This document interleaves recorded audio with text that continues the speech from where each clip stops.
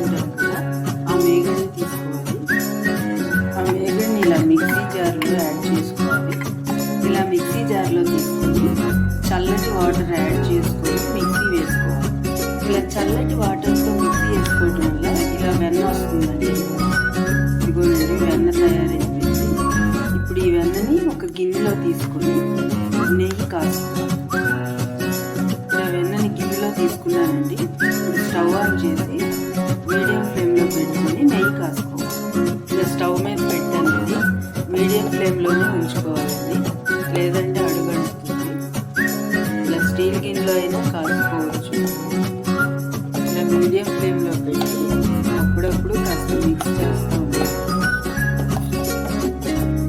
ఇలా మీడియం ఫ్లేమ్లో పెడితే ఇలా ఉడుకుతుంది కదండి, మిక్స్ చేస్తూ ఉండాలండి, లేదంటే పొంగిపోతుంది. మీడియం ఫ్లేమ్లో పెట్టి ఇలా తిప్పుతూ ఉండాలి. ఇప్పుడు అది ఉడికి నెయ్యి అవుతుంది. మినిమం 20 minutes అన్నా పడుతుందండి ఈ ప్రాసెస్ అంతా కంప్లీట్ అవుతుంది. ఇలా 20 minutes ఉడికిన తర్వాత ఇలా ఈ కలర్లోకి వస్తుందండి నెయ్యి అనేది. దగ్గరికి వచ్చేసిందండి. ఇంకో 5 minutes నెయ్యి అనేది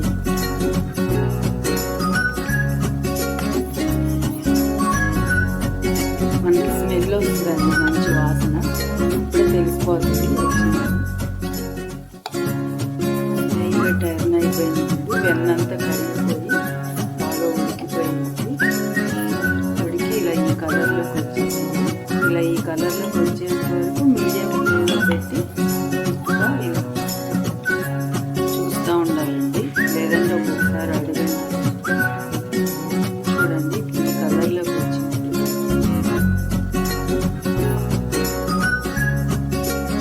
నెయ్యి రెడీ అయిపోయింది.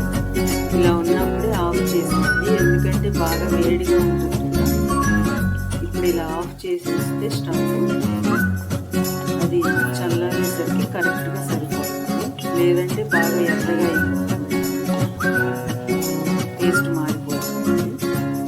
ఈ కలర్లో ఉన్నప్పుడే మనం స్టవ్ ఆఫ్ చేసేస్తే అది చల్లారేసరికి కరెక్ట్గా సరిపోతుంది.